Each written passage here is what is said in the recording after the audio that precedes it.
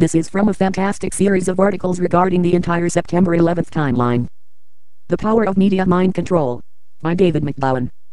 The Center for an Informed America World Wide Web. Devesweb.nchost.com. Demolishing a high-rise office building that has outlived its usefulness is a daunting task.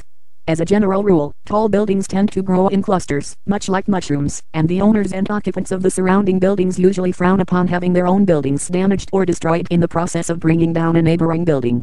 The trick then is to get the unwanted building to drop straight down, forming a neat pile that doesn't extend much beyond the structure's original footprint.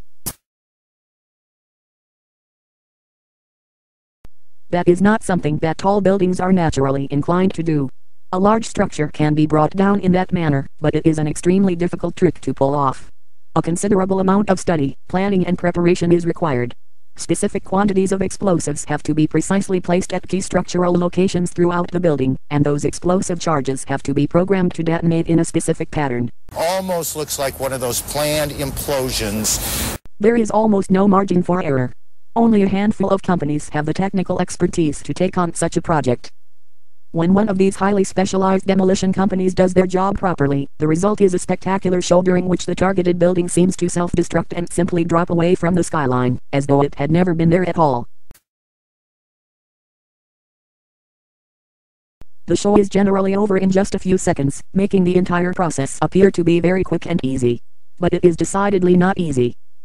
When a building implodes, all that we, as spectators, see is the end result of months of research and preparation by a team of specialists with decades of training and experience. Buildings never implode by accident, at least they never did before September 11, 2001. But the South World Trade Center tower did, at 9:59 a.m. that fateful day. Almost looks like one of those planned implosions. And the North World Trade Center tower did as well, at 10:28 a.m. And then WTC-7 did the very same thing, at about 5:20 p.m. In less than 8 hours' time, 3 separate high-rise office buildings allegedly did what no buildings in history have done before, spontaneously collapsed into their own footprints. The inexplicable collapse of the Twin Towers has always been the single most compelling aspect of the events of that day, compelling, because the controlled collapses point directly to inside involvement, and compelling, because this evidence of direct U.S. sponsorship of the attacks has always been brazenly displayed for all to see.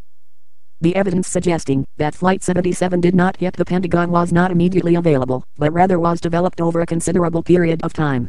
It was immediately apparent that routine procedures for responding to potential emergencies were not followed that day, but grasping that concept required exercising a little independent thought, rather than just robotically processing the propaganda blizzard of words and images that followed the attacks. Most people, reeling from the media assault, were unable to connect the dots and recognize that a stand down had occurred. And most people have never seen the body of photographic evidence that overwhelmingly suggests that a passenger plane did not hit the Pentagon. Even many skeptics have not seen that evidence, thanks to the zealous efforts of the September 11th gatekeepers. But virtually everyone saw the Twin Towers brought down in controlled demolitions. In fact, most people have likely seen footage of the twin collapses replayed dozens of times. Perhaps what is most compelling then about the collapse of the towers is that the very images that were seared into our brains, as reminders of the horrific nature of the attacks, are the same images that should have been presented as Exhibit A in the people's case against the real perpetrators of the crimes committed that day. The collapsed towers, in other words, are iconic symbols of the power of media and information control. The tower collapses, airing, as the dramatic final acts in the September 11th production, were meant to be seen.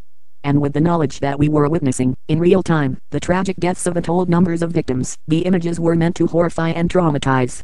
A traumatized subject, you see, is a receptive subject, and when you are trying to sell the need for a fundamental shift in our collective reality, it helps to have as many traumatized, compliant subjects as possible. And it helps to provide images that aren't easily forgotten. Imagine, if the Twin Towers had not collapsed that day. Imagine no endlessly replayed footage of the spectacular collapses. Imagine no footage of massive devastation. No ground zero. No footage of dazed, dust-covered New Yorkers. No instantaneous revision of the New York skyline. No tributes to the scores of dead firefighters. No heart-wrenching appeals from family members desperately seeking information on relatives likely buried deep in the rubble. Without the collapses, would the events of September 11th have had the same impact?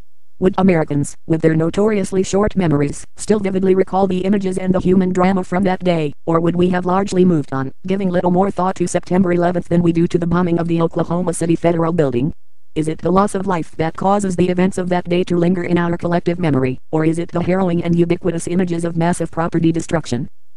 In order for the attacks of September 11th to serve as the catalyst for a realignment of the group mind, the events of that day had to play out on a grand scale.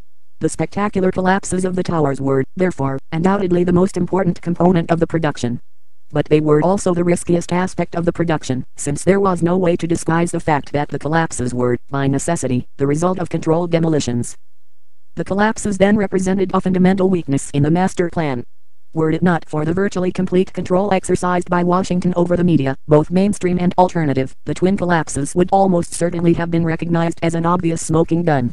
Of course, the perpetrators never had any reason to doubt their ability to thoroughly control the flow of information, both in the media and in the so-called skeptics community.